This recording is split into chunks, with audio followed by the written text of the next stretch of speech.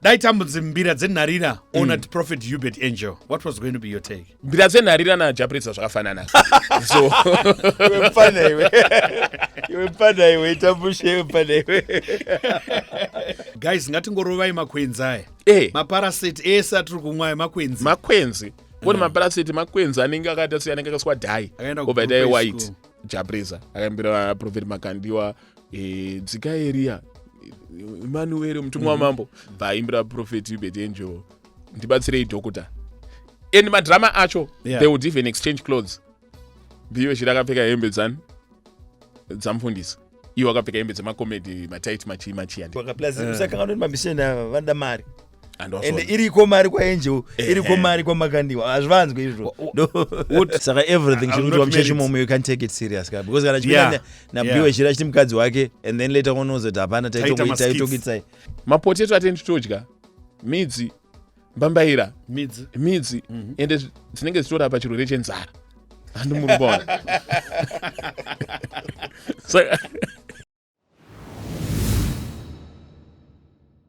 How are you, everyone? It's Prophet Kudakwashe Jose of Victoria's Family Church International. We are found at City Sports Center every Sunday. Now I've come with the good news to you. We are going to have a big all-night prayer.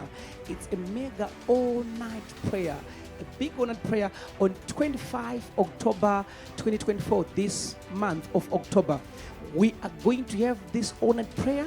It's a night not to miss, a night of family deliverance, a night of healing, a night of testimonies, a night of hearing God's word in our life, a night where God will speak into your life. It's a night not to miss. There shall be deliverances of families from generational cases, from generational bondages, from your family. You know that in your family there's something that is happening in your family and you want to get your deliverance as a family.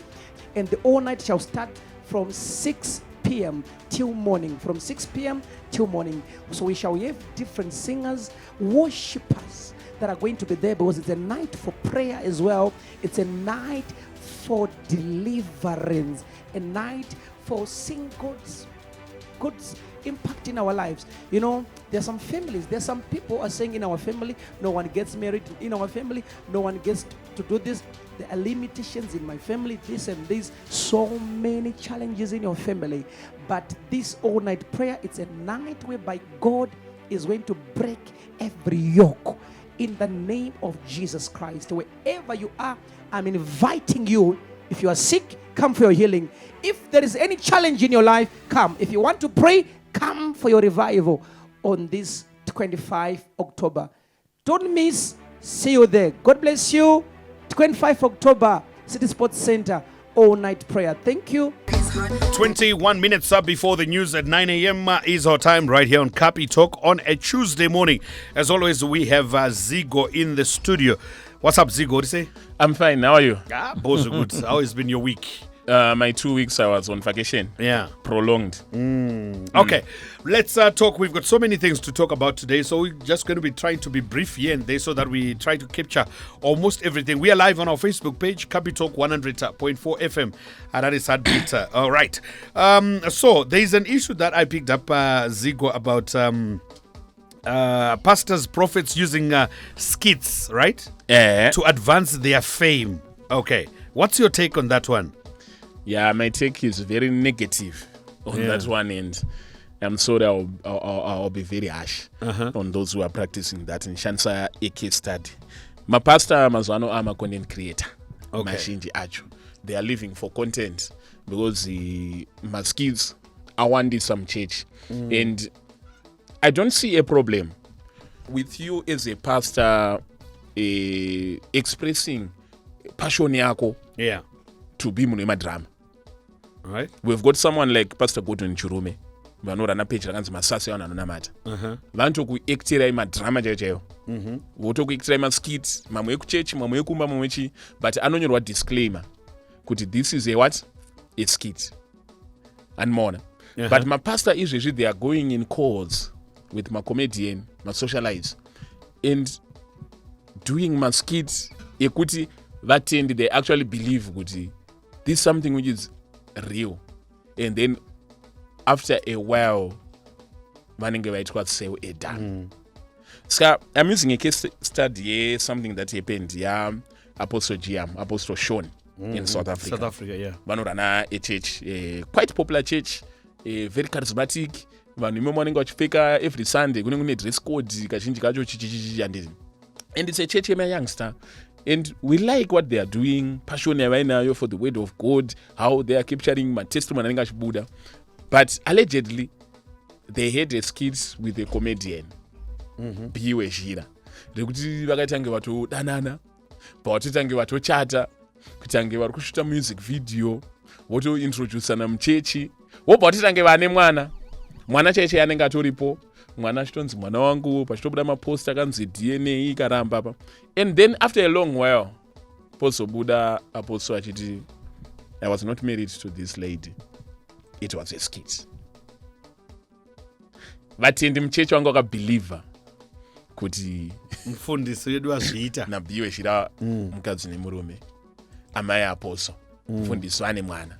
And then you go for something like 1.5 years, and then pastor was like, I'm never married, muna atori nemurume wake uyu, inini handina kana mwana mulife mangu. Why did it took him so long to say that it was a skit? The drama was too long until maybe wakazosvika pakaperera contract. So we are taking church as comedy. Yeah. And you are taking, because ukasvika pakuti unopinda muchechi nemunhu vamwe vanhu vachinomudedza vachita mai apostle, rato drama ka nevanhu vese vari muchechi momo, maybe ritoral skit. We might not. Chitema chekunyepa chakawanda, kutonyepa muchechi kunyepera vanhu. Avazive panopinda tsume kuti kamotoka mberevere. And madrama acho, they would even exchange clothes. weZhira akapfeka hembe dzamufundisi, iwo akapfeka hembe dzemakomedi mataiti machi handiri. So all this might be alleged, but we are not against kufarira maskiti emunhu waMwari. We are not against kuti kufarira music. Passion Java Records vamufarira music. Handiti ainzani madzibaba Bond, Dr Bond vaipusha ana Master H, ana madzibaba Samson vari kupusha ana Windsor, ana chichichi handiti. But kana takuita zvechechi handiti, tomboti guys, this serious business, takumboregera zvemaskits, takumboita zvebasa raMwari. Yeah. So it's quite sad. I saw it, and what saddens me the most is that the pastor is not even taking it serious. Tichitotaura about it, aitokomento zvimwewo zvinhu zviri funny. Mukonere tight yange akandifita iyi. Andimona, which means kuti dignity inobva yatobva pavanhu kana kuremekedzana kunounza umwari kunotaura nabagoti kunobva kwaenda. Alright, saka iwo uri kuti havafani kuita maskits here? No, maskits you should do them. But should know limits. But be able to read kuti ndapa ma-extreme. And also, do not take people for granted. Because nemwe munhu arotonamata achiti Mwari dai mandipo marriage yakafanana neyamakapa apostle. And then it turns out that apostle anobvira wambona marriage. Kwavadii kungoita act on create their content doing ma biblical dramas aya. Like the birth of Jesus Christ, the death of Jesus Christ, vachiita izvozvo is a way of trying to spread the word. Can we say the guy is marketing church yake ne content creation? No, he's marketing his name, not the church. Because zvaari kuita zvese achinyepera chechi kuti ndaroora iye ndikawindawo pamberi pawo ndoti amprofita inini I got married ndinamatirei voda simba rawo rese vachindinamatira nachipo panext up, and then those words are later out I was just doing a skit. Saka everything chinoitwa muchechi momo you can't take it serious ka, because kana chipinda weZhira achiti mukadzi wake, and then later unozo kuti hapana taitokitsai. Saka mutoshoti maskits ari kuperera papi. Pamwe kutori namwe atendi vechikadzi vakatoti arega ntomboendawo kucounseling weZhira since amai apostle. Apa rinenge riri skits. Koitawo vamwe vanogona kutotaura kuti inini zvandinotoda ndodawo marriage yakafanana neyenyu mufundisi achipa iri testimony muchechi, and yet you know very well that it was a skit. Saka you are living a lie, and we know the father of lies. The devil is the father of what? Of lies. Of lies. Right, let's look at another issue that I also picked up, and a little bit controversial somehow, where Prophet Makandiwa was encouraging people to use herbs, and he says that natural herbs, they are God ordained. what Prophet Makandiwa was saying was kuti in everything pamwana wapatisani pane DNA yapatisani because patisani ndiye akagadzira mwana uyu handiti so zvinotaura nebhaibheri kuti the things that are made were made of things that are not seen. Yes. Saka this physical that we see, it was made from the spiritual, yes. Which means there is a DNA of the spiritual in this in this physical. Saka pese pane chinhu chinobatika chaunoona pane mweya waMwari uripo, pane DNA yaMwari iripo. Saka wakabva vashandisa manje a case example yekuti miti itori nemweya waMwari iripo. Ndosaka iwo uchiti ukatora midzi wobva watsenga midzi unokwanisa kupora. It's not kuti mudzi wangokuporesa nekuti iwo unofarira kuporesa vanhu. But there is the spirit of God also in midzi iwo. Saka vakazoendera mberi manje vachiti paunopiwa mudzi yaya neng'anga handiti haisi ng'anga inenge ida se yakuponesa. Utori mweya waMwari uri mumudzi washandiswa wapiwa mudzi yaya but ing'anga yaita se yazokupa wobva saka ndakaenda kwavari ndikati last week andakwanisa kuya kuchechi prophet ndandamboendawo kung'anga kwasangoma Ningi. Will he accept that? No. He didn't say kuti vanhu endai kung'anga. But mishonga yacho unouya nakupi? No. Mishonga yaya manje handiti point kwezvabudiswa ndeyekuti isusu takademoniza midzi, makwenzi, makwati, takademoniza zvekuti izvezvi ndikarwadziwa nezino kune makwati ekuti ndokwanisa kuboilisirwa ekuti ndikamwa ndinokona kupora zvamuchose but ndinongonzi enda kwadentist kana unopiwa mapain ease ipo paine a natural way which we can use but it was demonized and zvakabva zvasirwa ng'anga chainayo izvezvi iknowledge hanzi vanhu vanga varuparira nekushayiwa zivo ng'anga iyoyo ine knowledge isu tikatanga kutoziva kuti gwenzi ndokupai another example which yatopa discreet Prophet Magaya obva ndaona gwenzi rinorapa chirwere chakati vanhu vatati no tadazviramba but pamwe gwenzi rinotorapa tine takamirira kuti pazobva munhu abva kuGermany akapfeka bhachi rewhite ari murungu nemaglazi vobva vatora obva anoribika kuGermany ozoridzosa. Iwo semunhu mutema wanzoona nekuti ichi chinorapa zvakati kuziva anzi kuziva mbuya huchi huudzwa as long ndine munhu andiudza ng'anga dzemuno ndo dzakatiudza makwenzi aya kwete ng'anga chete even ana sekuru vedu nana mbuya vedu vanotiudza anoona before chirungu chese chisati chauya ichi tairarama nemunoziva idzo ng'anga dzacho kada kuzositarisa kazhinji kacho tine problem yedu tinofunga kuti ng'anga tinongotaura about kuroyana kugadzirana kubatana njiri handiti but ukazoona vanhu vava madoctor varungu nekuti vairwadziwa varungu vane jealous akomana vakabva vati mawitch doctor kuti vavashatise voitange madoctor euroyi. Saka ndikasangana naprofeti vachibuda pasekuru hazvifani there's no news about it. Vabva vonotsvaga ndunzi handichinzwa mudumbu nachimbonotsvaga muruma nyama I think kana vachitonotsvaga gwenzi rekuti mudumbu maramba kupora inini hazvifaniri kundishamisa. I think that's one of the reasons why uchitonza kuti asangana naprofeti Ningi kwasekuru Ningi havazotiudza kuti vanga vafambirei but vanenge vaenda kuchipatara because mumawedzeshona tonzi ana chiremba asi havazirivo futi here zvakare vatinozoona vamwe vanhu vacho vachimira pamberi pevanhu muchechi vachitaura kuti kung'anga kwakashata asi ivo vanenge vachiendawo.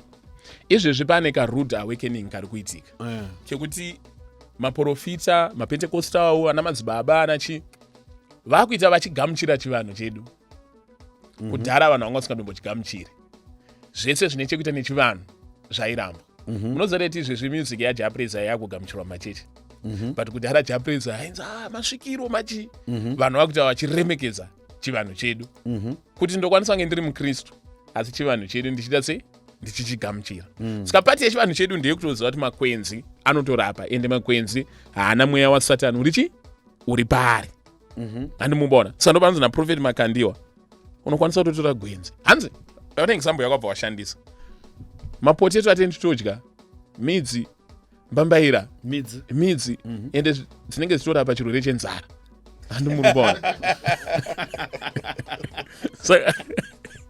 saka ndizvo kune zvirwere ana cancer muchivanhu unotoudzwa kuti kune vanhu vekuti vanogona kutokubikira imumve ukatodai ukatopora animaona anenge ama medical advice kuti anenge afanira kupiwa nemadhokta but kune zvekuti vanhu kana vadesperate unozozwa munhu akazoponera nemidzi wakati andimabaona. All right. So someone is saying that Anzi, right? Anzi, guys, you're taking it wrong. The prophet said, be led by the spirit kumahebs, like what Moses did Pamara, not kuti endai kunganga. What is going to lead me then? Spirit acho ndeipi nondudza kuti endai kumutu wakati kushizha rakati. So ndinokwanisa kuprescribirwa muchechi here ne Holy Spirit. Isu hatisumboti prophet wakati endai kunganga. No, I'm talking about the listener who is saying kuti Anzi, the prophet said, be led by the spirit. Aiwa, prophet wanamboti be led by the spirit. Prophet vakati iwewe paunodya gwenzi nendaa kuti gwenzi mune mweya waMwari uripo nekuti rakasikwa naMwari panogona kuita healing power from gwenzi iroro saka iwewe paunopiwa mushonga kana nen'anga haisi n'anga yakuporesa kana wapiwa mushonga kwegwenzi rariya haisi chi n'anga yakuporesa saka be led by the spirit. Munhu paunoenda kana kufamasi uchinotenga ninge mushonga wenzeve unenge uchilidwa nespirit here unenge uchilidwa nepain nandimaona. Saka I think zvimwe zvinotoenda kuspiritualize zvedu. Another one from Innocent Muzheba. He says Jeremiah 8 verse 22. Is there no balm in okay, I stand corrected, Gilead or Gilead? Is there no physician there? Why then is not the health of the daughter of my people recovered? Balm was a tree that was used to heal sicknesses. God was actually angry as to why it wasn't being used. Good. And is there no balm? Then is there no physician? Physician you murapi.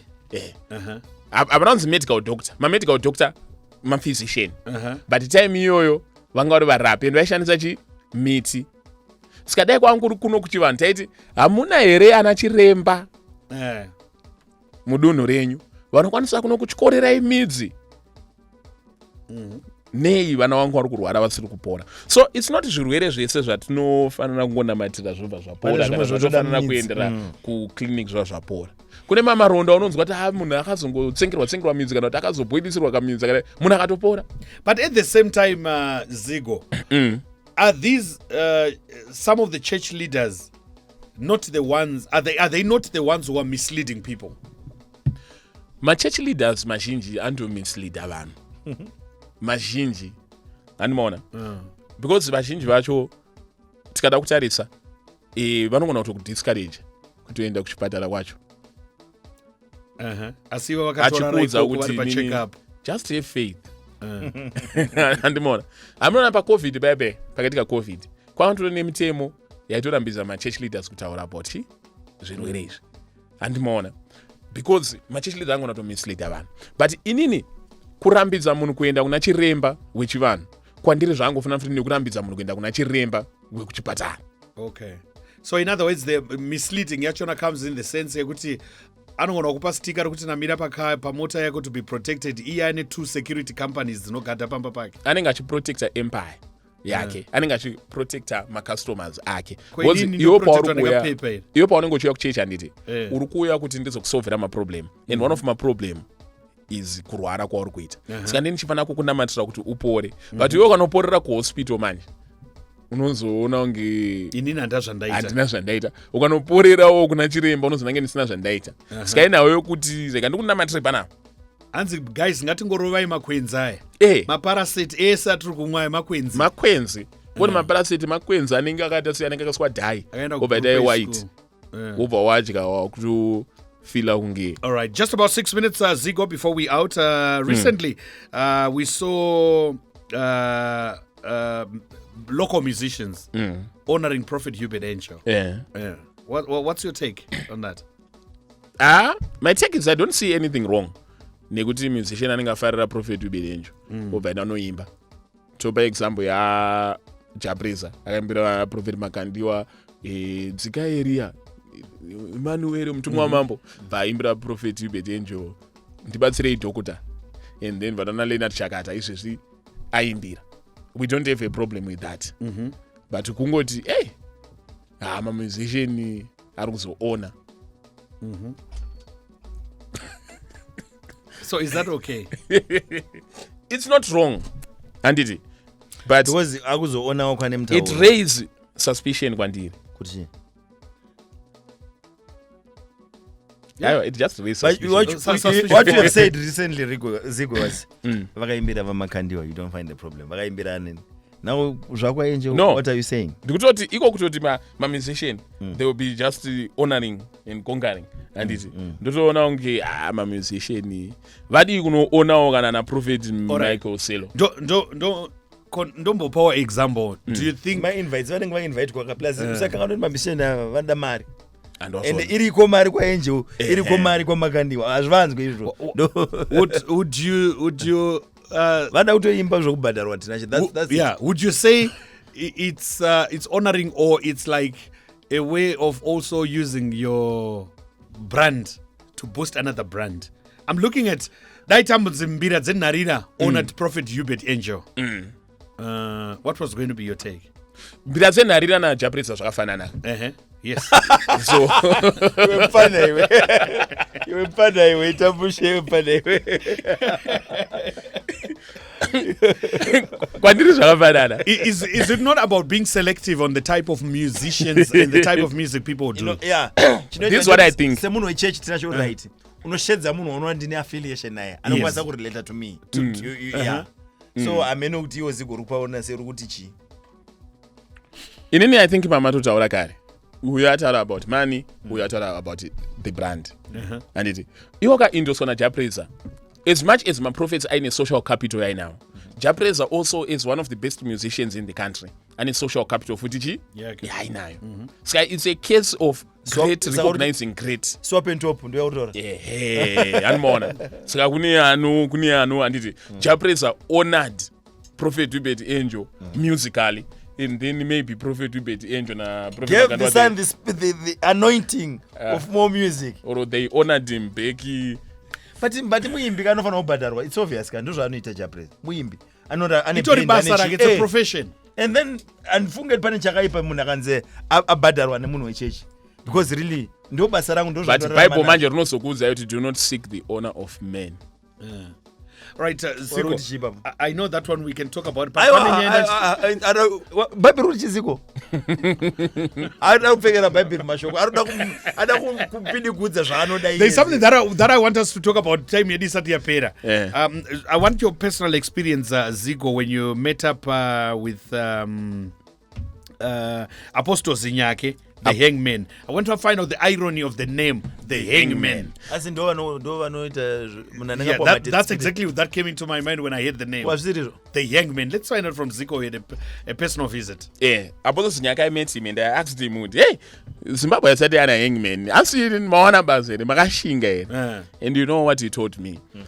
He said, Dagana Ukulingwe Jim, Dakadzinga Madimoni. Zvoti madhimoni vanhu vakasvika pakuti muri kuhenga madhimoni mimi saka makunzi the hangman. Oh, okay. Saka ndo pakabva zita racho rekuti the hangman. So what this guy is doing, he's a charismatic, energetic pastor. And vanopreacha mamessage mamwe acho ekuti anogona kuita motivation. And he said, based on my background andakakura ndichitambura singaite. Anomaona. But then vanoita deliverance iri out of the world. Yekuti pavanodzinga madhimoni haadzoke zvekare anenge atohenga. Saka ndo pari kubva zita rekuti the hangman. Saka dai vanhu vakangoti muri kuuraya madhimoni muri kuura vaigona kutonzi killer man. Vainzi killer vakajaja, silent killer. But some of these names haasi anozotaura kuti vanhu tufunge zvakawanda here in terms of church. No, manickname handimaona. Manickname ndo angofanana nekuti Prophet Makandiwa the seer, Prophet Uebert Angel the major. But anyanyovhundutsa mazita akanaka. Prophet Michael Selo. Ana witch killer. Witch killer anouraya akavaroi. And the Bible rinoti do not let the witch live. Saka when I'm killing witches. Yeah. Mazita yaka. Anomaona. Yeah, so many things, but Selo anonzi the dare toucher. Anobata dare. Chada kupa mazita. All right, Zico, thank you so much for the time. Our time is up for today. We get to do this again. That will be next week on Tuesday right here on Capi Talk. Otherwise, have us have a great week. Thank you for the moment.